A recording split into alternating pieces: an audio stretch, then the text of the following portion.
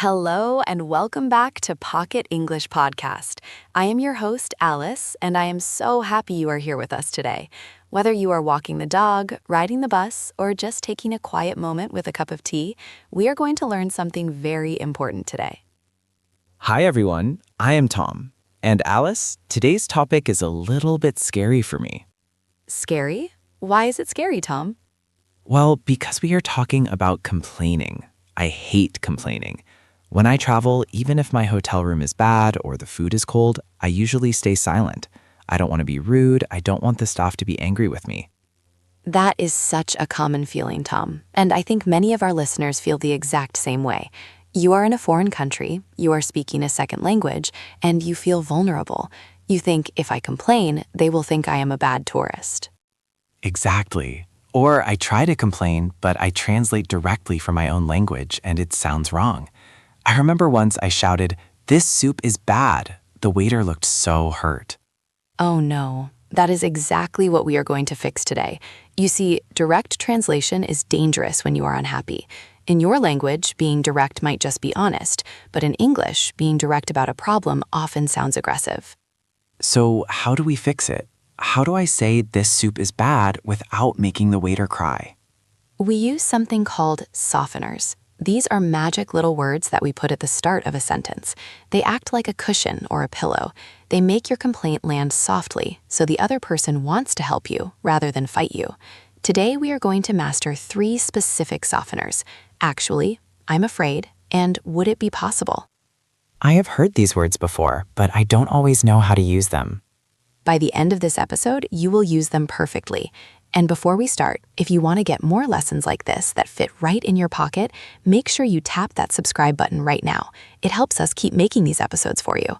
Now, Tom, are you ready to try the first technique? I am ready. What is the first one?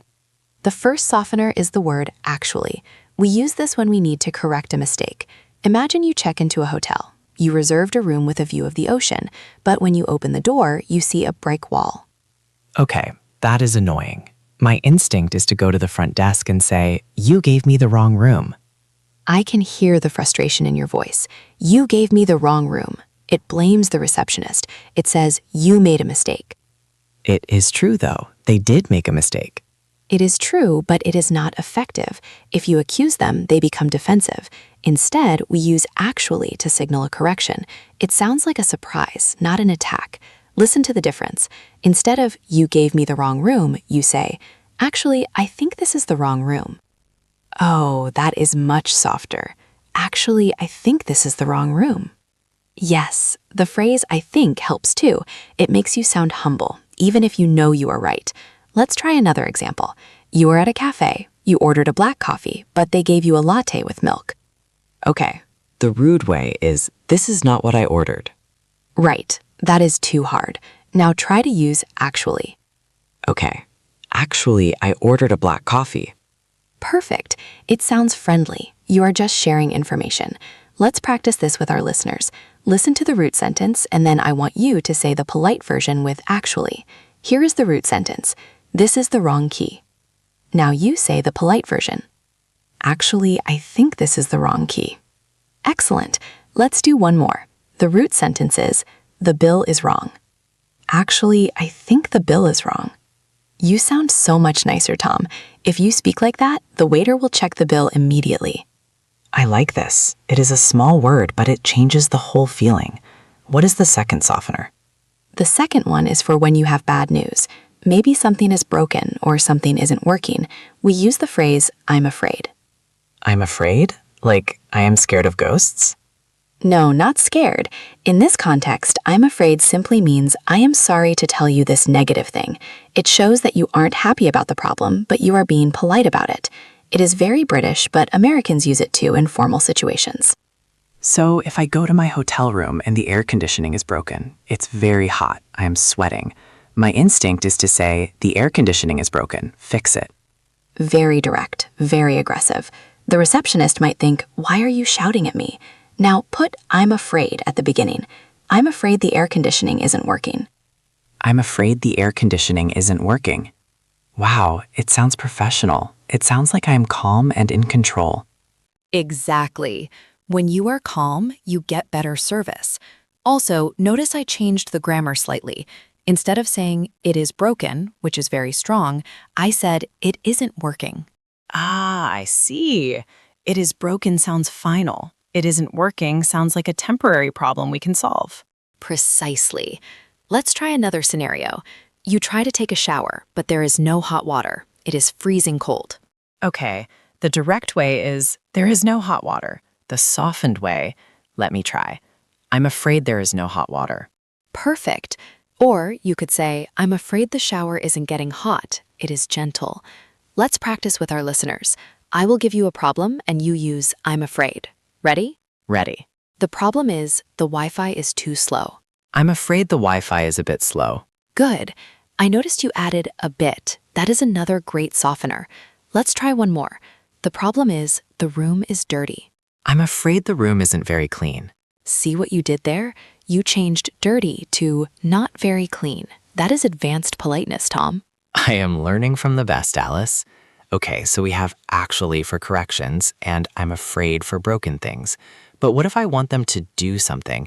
I don't just want to tell them the shower is cold. I want a new room. That brings us to our third and most powerful softener. This is how we move from complaining to requesting. The magic phrase is, would it be possible to? Would it be possible to? That is long. Can't I just say, can I have a new room? Can I is okay, but it can sound a little demanding. Could I is better. But would it be possible to is the gold standard for hotels and restaurants. It removes you and me from the sentence. It makes it about the situation. It is very objective. Okay, so let's go back to the noisy room. I am sleeping and the street outside is loud. I want to move. The rude way, I want a new room. Move me now. The polite way, would it be possible to move to a different room? Yes, and listen to the grammar. Would it be possible to move? You need the to plus the verb. Would it be possible to change rooms? Would it be possible to get a refund? Exactly. Let's practice this construction. It is a bit of a tongue twister. Listeners, try to say this whole phrase with me.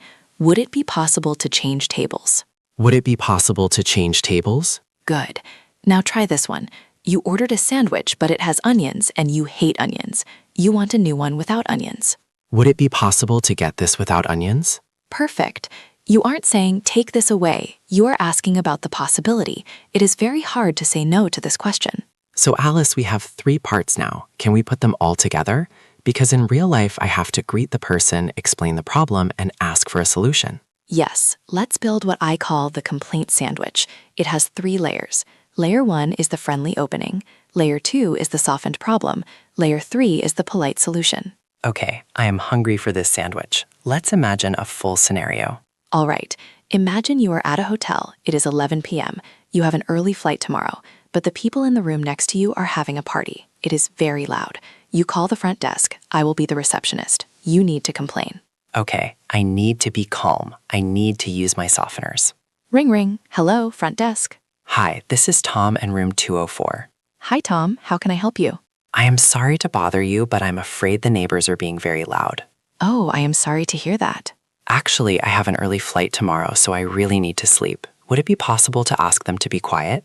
Of course, sir. I will send security up right away. Thank you so much. Scene. Tom, that was brilliant. Really? I felt very professional. Let's look at what you did. You started with, I am sorry to bother you. That is the top slice of bread. Very friendly. Then you used the softener. I'm afraid the neighbors are loud. That is the meat. You stated the problem clearly but gently. And then I added the actually part to explain why it matters, my early flight. And finally, I used would it be possible to suggest the solution. And notice, because you were so nice, I immediately said of course. If you had called and shouted, tell them to shut up, I might have said okay, but I would have moved slowly. People want to help nice people. It makes sense. You catch more flies with honey than with vinegar. That is a great idiom. Yes, being sweet gets you more results. Let's try one more quick role play for our listeners to follow. This time we are at a restaurant. Okay, what is the problem? You ordered the steak medium rare, but it arrived well done. It is tough like a shoe. Oh, I hate that. Okay, I need to catch the waiter's attention first. Right. Don't snap your fingers. Just make eye contact and say, excuse me. Excuse me? Yes? Actually, I think there has been a mistake with my order. Oh, what is wrong? I am afraid this steak is well done, but I ordered it medium rare. Oh, I am so sorry about that. That is okay. Would it be possible to change it for a new one? Absolutely. I will take this back to the kitchen right now. Thank you. See? Simple. No anger, no stress. You used actually, I think, to introduce the topic. You used I'm afraid to describe the steak. And you used would it be possible to get the new steak? I feel like I have a superpower now. I don't have to be the silent guy in the corner eating the cold soup anymore. You definitely don't. And that is the transformation we want for you, our listeners. English is not just about vocabulary and grammar rules. It is about confidence. It is about being able to handle real-life situations without panic.